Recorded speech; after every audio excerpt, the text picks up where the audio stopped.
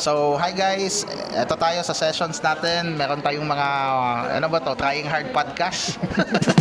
Rated so 3 kasi first time pa eh. So, trying hard pa to. So, andito si Agi. Yes. Pag-uusapan namin about gradebots. I-interviewin ko siya kasi nag-grade siya sa OKX. Tsaka nag-grade din siya sa GATE.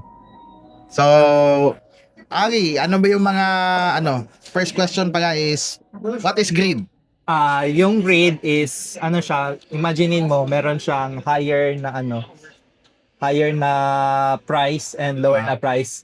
Yung in between yan na yung grade. Like range siya na yung Isang grade. asset price. Isang asset price. So example, paano mo ba i-grade yung gold? For example, ang price ngayon is 4.5.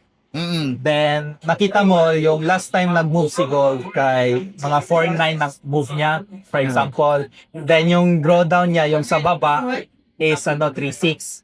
So, yung grade na gagawin mo, parang i-cut off mo siya na 4.9, then 3.6. So, yun na yung in between nun, yun na yung grades mo. So pagka intindi ko, ano yan siya, the lower the conservative siya na price range, Yes. the better. Kasi dapat, hindi darating doon sa price ng grids mo, yung asset na gold. Yes. Example. Kasi kung ma-hit yun ka, doon ka matatalo. Bali, ang gina-imagine mo doon is dapat nasa accumulation stage lang ka. Okay, so nasa range Nasa sideways. siya ng risk. Kasi yung gold naman, nag-range naman yan gagi, di ba? Yes. So, feasible siya, yung 3.6 to 4.9. Opo. Pero mangyayari pa yan, baka mag 5K bigla yung gold. So, anong mangyayari niyan? Para naman ma-aware itong mga viewers natin, ano yung risk na may involved doon? So, kung maabot siya sa beyond sa iyong grades, first yan, may parang tinatawag sila margin call. So, tatawagan ka niyan, ito, baba ka na masyado.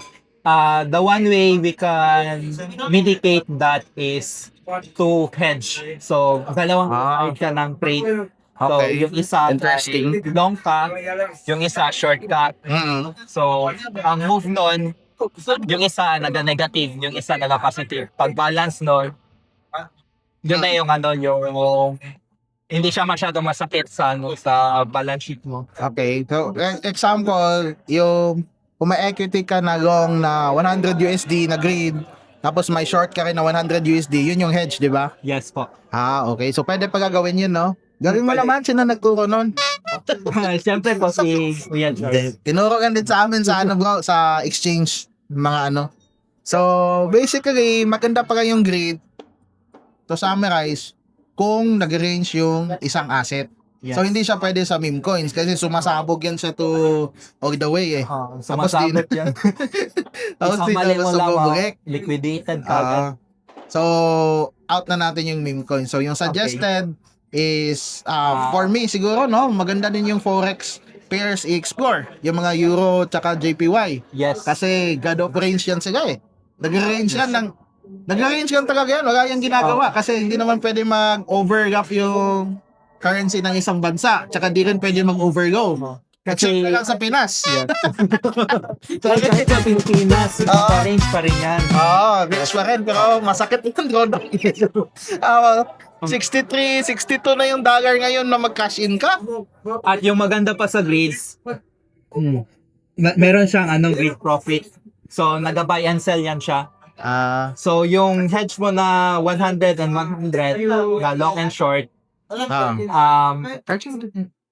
habang nag-arrange yan siya, nag-akuha yan siya ng profit sa pagtaas niya and pagbaba. Kumbaga yung volatility, Yes. yan yung trend grade. So, dapat volatile talaga yung asset. Volatile, but hindi siya nag-asabog. Hindi siya nag-exaggerate. Yes. Walang one way, walang God candles dapat. Dapat mini God candles lang. So, ngayon, how do you see the grade ba sa trading career mo?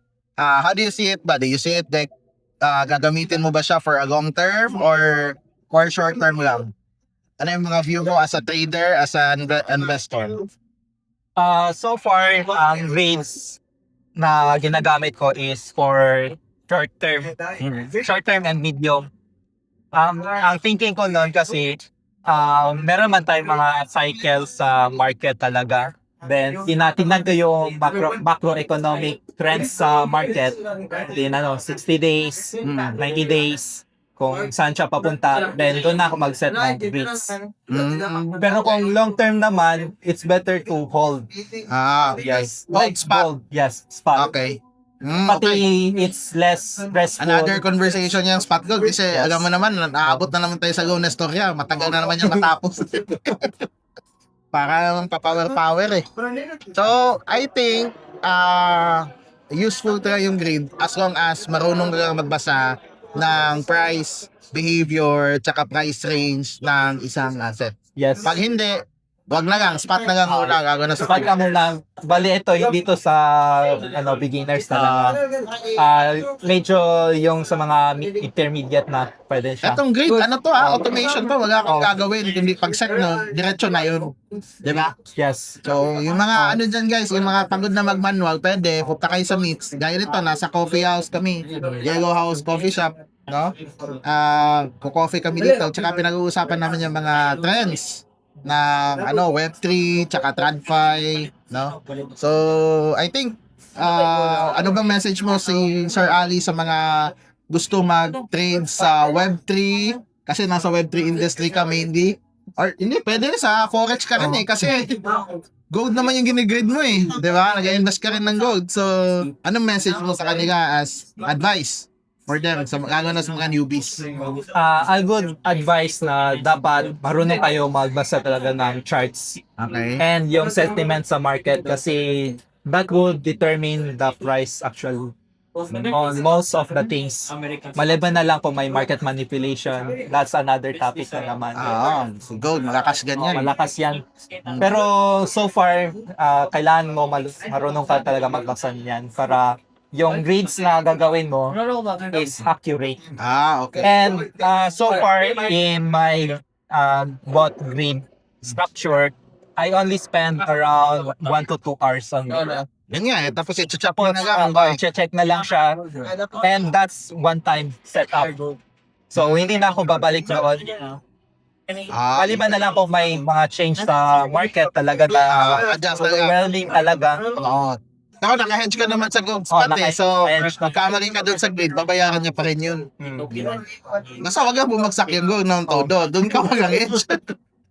Pero anyway, medyo kami magkaintindihan.